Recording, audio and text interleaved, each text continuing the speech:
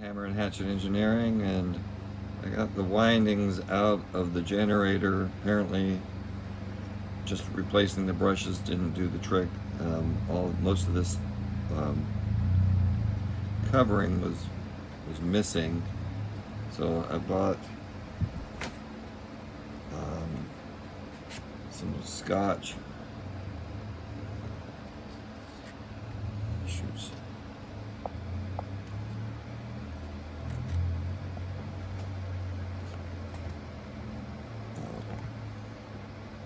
Glass cloth electrical tape. This is 69, whatever the hell, class H insulation, 3/4 inch wide, and you get it a lot cheaper on Amazon. Anyway,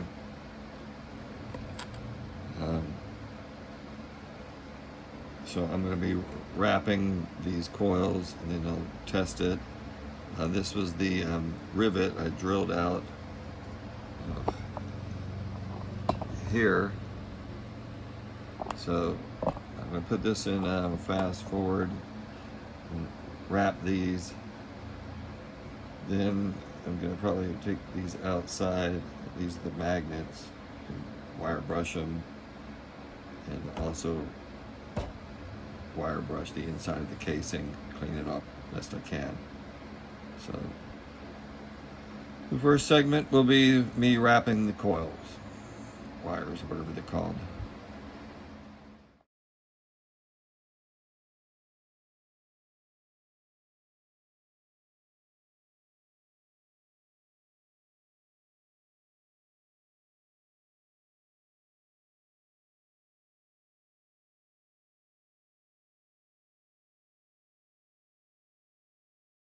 Well, I just got the coils all wrapped up, and it's kind of fiddly, the second one.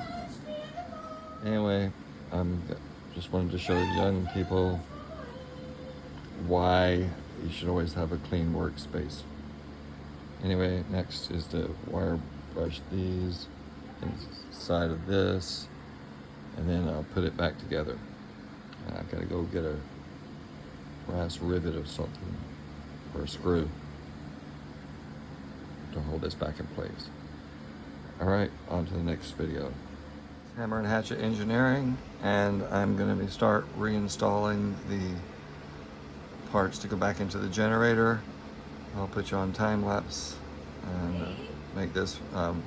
It's Hammer and Hatchet, and I put the metal plates in. I've got the screws in, but you still need to squeeze or expand this so you can get the armature through. So I made a jacking bolt, and I'm going to be trying to adjust it just to get it expand a little bit more, and then I can tighten up on these and see if I can get the armature in. There's like in the old manual, there's a picture with like a scissor jack, a very small scissor jack that fits in here and expands it. So I'm going to try this out. Looks like I need to squeeze it a little bit more. So I'll take this apart and tighten it up again. Look like this. That I didn't film it, but I just got it tightened some more with a jack and screw. And it looks like it's going to work. That's good. So basically, all I used was a bolt, washers, and just use that as a jacking bolt and screw. It works. And my wife just got back from choir practice. I'm just gonna now put some electrical insulation here, screw this in, and of course the protective piece of paper is broken half, so now I gotta make a new.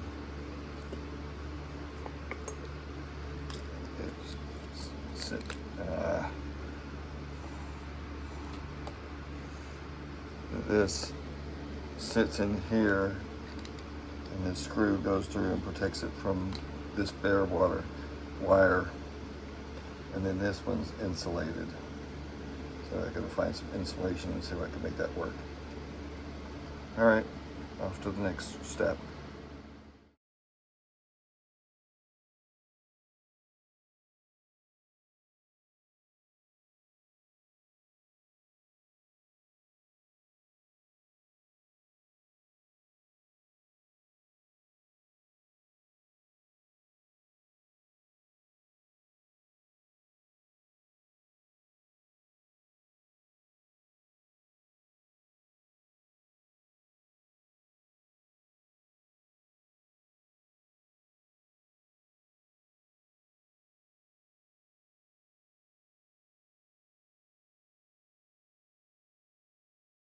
Hey, Hammer and Hatchet Engineering, and I finally, with the help of this jacking tool, bolt really makes a difference.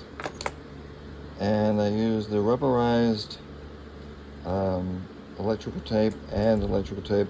I tried to use shrink wrap, or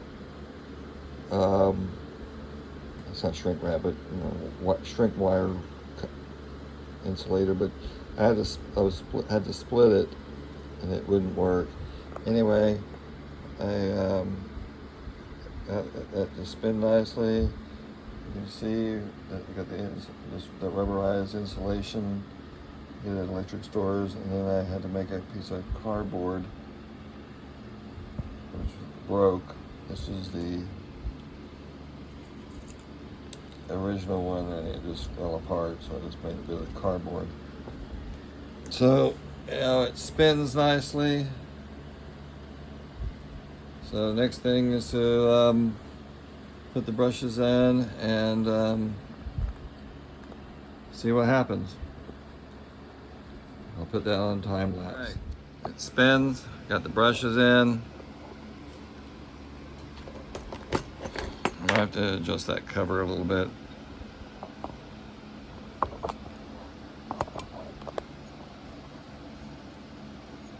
No, it doesn't spin.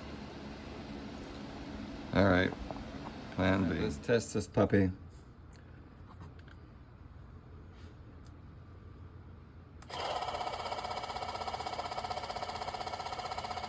All right, generator is rebuilt. Hammer and Hatchet Engineering over now. I did have a little high spot. I had to use the oil, put some oil in. It was having a rough spin for a second, but I got 90 weight in there, and it's spinning good now. So call that complete. I was just gonna put the oiler on and then install it. All right, Hammer and Hatchet Engineering, generator rebuild, over and out.